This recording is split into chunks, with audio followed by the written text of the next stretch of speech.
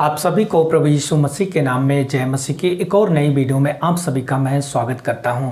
आज हम land season के बारे में और 40 दिन की उपवास और प्रार्थना के बारे में सीखेंगे, इसलिए वीडियो के अंत तक जरूर बने रहें। और यदि आप मेरे चैनल पर नए हैं तो चैनल को सब्सक्राइब करके बेल बटन दबा लें ताकि आने वाली हर एक नई वीडियो आप तक सबसे पहले पहुँच सकें। तो आइए वीडियो को हम शुरू करते हैं। इस लैंड सीजन के बारे में बहुत से भाई और बहन जानते हैं और बहुत से भाई और बहन इस बात के बारे में नहीं जानते कि ये लैंड सीजन होता क्या है, कब शुरू किया गया और क्यों शुरू किया गया और क्या इसके वजह और कारण है। इन सारी बातों को हम जानेंगे, इसलिए वीडियो को बिल्कुल की स्किप ना करें और वीडियो के अंत तक जरूर बने रहें। लैंड सीजन किसे कहते हैं? लैंड सीजन हम 40 दिन या 46 दिन की लगातार उपवास और प्रार्थना को हम लैंड सीजन कहते हैं। और ये लैंड सीजन राख बुधवार से शुरू होकर ईस्टर तक प्रभु के पुनरुत्थान के दिन तक मनाया जाता है।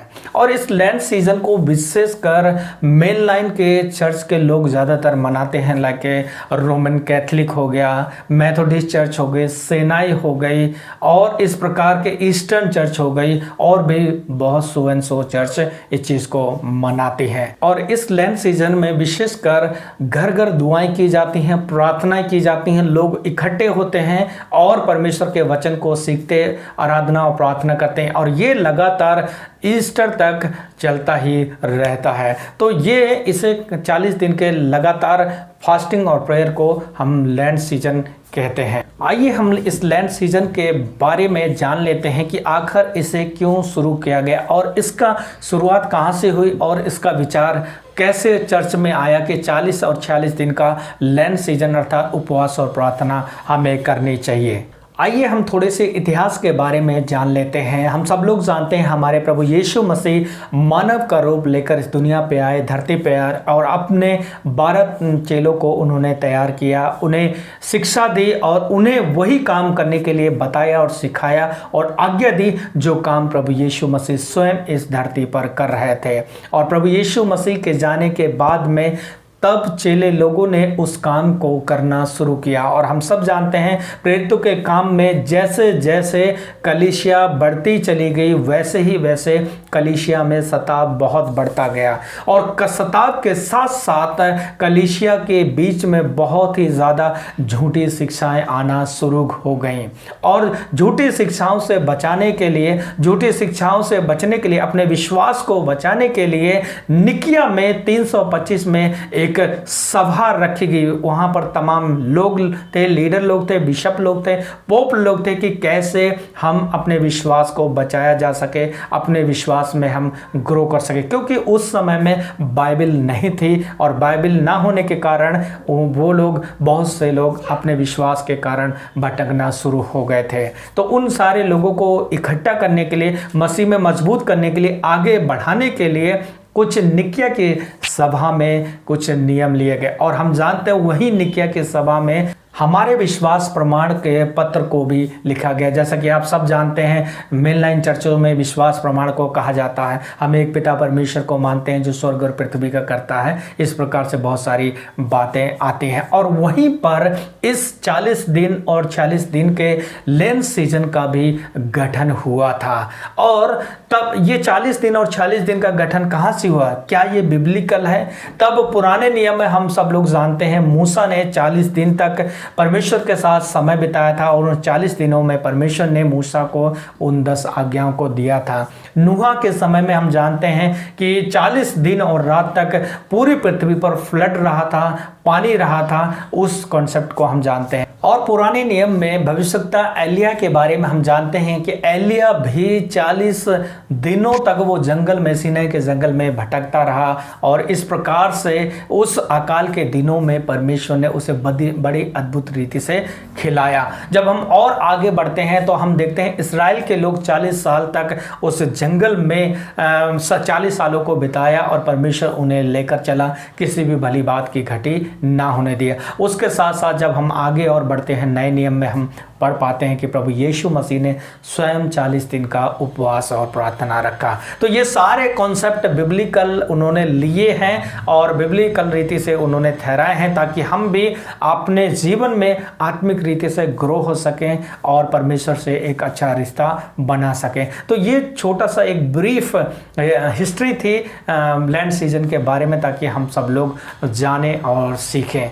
और हम इस लैंड सीजन में कंटिन्यू 40 दिन का उपवास और प्रार्थना करते रहते हैं, प्रार्थनाओं में, सभाओं में लोग जुड़ते रहते हैं। मेरे भाई और बहन, ये तो थोड़ा सा इंफॉर्मेशन था, लेकिन क्या ये करना काफ़ी है हम मसीहों के लिए? क्या कहीं ये करना हमारे लिए केवल एक ट्रेडिशन तो नहीं बना गया, एक परंपरा तो नहीं बन गया? 40 दिन के लिए खाना छोड़ना, भूख छोड़ना, कुछ चीज़ों से अलग होकर हमने फैसला लिया क्या कि प्रभु के साथ एक रिश्ता बनाएं और प्रभु के साथ हमारा रिश्ता मजबूत हो, उसकी मर्जी को जाने और इच्छा को जाने। जब हम 40 दिन की उपवास और प्रार्थना करते हैं और इन दिनों में जब तक व्यक्तिगत प्रभु के साथ रिश्ता ना बनाया जाए, प्रार्थना ना की जाए, वचन ना पढ़ाया जाए, प्रभु से बातचीत ना किया जाए, तो मुझे नहीं लगता कि ये 40 दिन में किसी प्रकार का बेनिफिट होने वाला है। अगर हम भूखे रहते हैं, प्यासे रहते हैं, तो हमारे फिजिकल शरीर को तो बेनिफिट होगा, लेकिन आत्मिक रीति से जब तक पिता के साथ, प्रभु के साथ समय ना बिताया जाए, तब तक कोई बेनिफिट नहीं है। तो जैसे कि आप लोग इन दिनों 40 दिन के उपवास और प्रार्थना में हैं, तो प्रभु के साथ ज़रूर वचन के साथ, प्रार्थना के साथ समय बिताएं, ताकि और आप प्रभु में ग्रो हों। और बाइबल में बहुत से लोगों ने उपवास के दौरान, प्रार्थना के दौरान अपने जीवन में अद्भुत कामों को देखा है। जब आप इस रीति से करते हैं तो परमेश्वर आपके जीवन में बहुत अद्भुत कामों को करेंगे। तो ये इस छोटी सी वीडियो के माध्यम से मैं 40 दिन का 46 दिन का उपवास के बारे में बताने की कोशिश किया और इस लैंड सीजन के बारे में बताने की कोशिश किया। विशेषकर इन 40 दिनों में आप कई दिनों में उपवास कर रहे होंगे, कई दिनों में नहीं भी कर रहे होंगे, कोई बात नहीं। परमेश्वर आप कितना छोड़ रहे हैं, कितना नहीं छोड़ रहे, उस बात पर नहीं, लेकिन कितना आप प्रभु के साथ समय बिताने के लिए ध्यान दे रहे हैं और अग्रेसिव हो रहे हैं, उस बात पर परमेश्वर ज़्यादा ध्यान देता है। प्रभु के साथ समय बिताएं। परमेश्वर आप सभी को बहुतायत से आशीष दे और ये 40 और 46 दिन का लैंड सीजन आपके जीवन और फैमिली के लिए बहुतायत से आशीष का कारण बने। आप बंधनों से छूटे, बीमारियों से छूटे, आपकी समस्याएं आपके परिवार और जीवन से दूर होने पाए। हम आप सभी के लिए प्रार्थना करेंगे। हमारे जीवन के स्वामी प्रभु जी, हम आपके चरणों में आते हैं, तेरी ही स्तुति, तेरी ही महिमा, तेरी ही बनाई और प्रशंसा करते हैं, क्योंकि प्रभु तो इस योग है, इस लायक है मेरे परमेश्वर पिता। इसलिए स्वर्ग पर विराजमान परमेश्वर, हम तेरा धन्यवाद करते हैं। इस शाम की बेला में एक बार फिर से मेरे प्यारे भाई और बहनों को प्रभु, हम सबको एक दूसरे के साथ मिलकर इस लैंड सीजन के बारे में, इन 40 दिनों की उपवास और प्रार्थना के बारे में सीखने का अवसर दिया। प्रभु परमेश्वर पिता, ये केवल हमारे जीवन में ट्रेडिशन ना हो प्रभु, बल्कि व्यक्तिगत तेरे साथ समय बिताने का सीजन बन जाए, ताकि प्रभु तेरे साथ समय बिताकर हम आत्मा में, आत्मिक जीवन में बहुतायत से बढ़ते चले जाएं। अपने गुण भरी बातों को, रहस्य भरी बातों को, अपने वचन के खजाने को प्रभु आप अपने बच्चों पर प्रकट करें। आप बहुतायत से आशीष दें। यदि कोई बीमार है, बच्चे बीमार हैं, बुजुर्ग बीमार हैं, कोई भाई और बहन बीमार है, किसी भी बीमारी को लेकर चिंतित है, परेशान है, तो यीशु नासरी के नाम से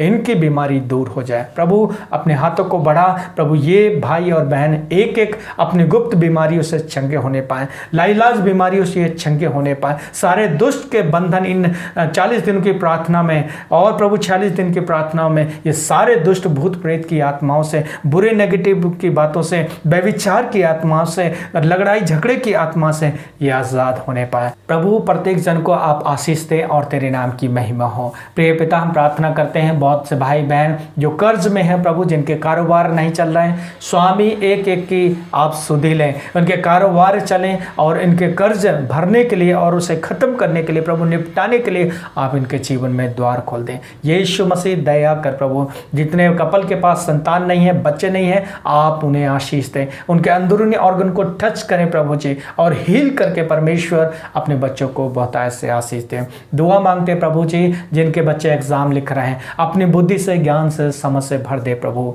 हे परमेश्वर, बच्चों का भविष्य जानने वाले परमेश्वर आप हैं। दुआ मांगते हैं परमेश्वर पिता, जितने लोग अपने फ्यूचर को लेकर परेशान हैं, चिंतित हैं, बाइबल कहती है कि भविष्य को जानने और बनाने वाला परमेश्वर आप हैं प्रभु। तेरे वचन पर हम विश्वास करें, ताकि किसी भी बात की चिंता ना करके, किसी भी बात की फिक्र ना करके हम तेरे वचन पर भरोसा करने पाए, और अपने परिवार, बाल बच्चे, जीवन, सेवकाई, सबकी चिंताओं को हम तेरे हाथों में देते हैं, क्योंकि आप बढ़ाने वाले परमेश्वर हैं। आप इस सेवकाई को फलवंत करने वाले परमेश्वर हैं। प्रिय पिता, सहायता कर और मदद कर। मेरा विश्वास है प्रभु, एक एक भाई और बहन के जीवन में आप काम कर रहे हैं। ये छोटी छोटी वीडियो के माध्यम से प्रभु आप इन्हें छोटी छोटी बातें सीखने के लिए मदद कर रहे हैं, और ये सारी बातें इनके जीवन के लिए आशीष के कारण आएंगे। प्रभु धन्यवाद करते हैं प्रार्थना सुनने के लिए।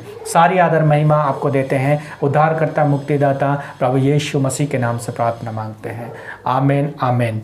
प्रभु आप सभी को बहुतायत से आशीष दे। इस छोटी सी वीडियो के द्वारा हम लैंड सीजन और 40-46 दिन की उपवास और प्रार्थना के द्वारा सीखा है। आपने भी यदि कुछ सीखा है तो आप जरूर अपने यार दोस्तों को, फैमिली को शेयर करें, ताकि वो भी इस बारे में सीख सकें। और हम मिलेंगे अगली नई वीडियो में नए टॉपिक के साथ। तब तक के लिए आप अपना ढेर सारा ख्याल रखें। प्रभु आशीष दे। जय मसीह की।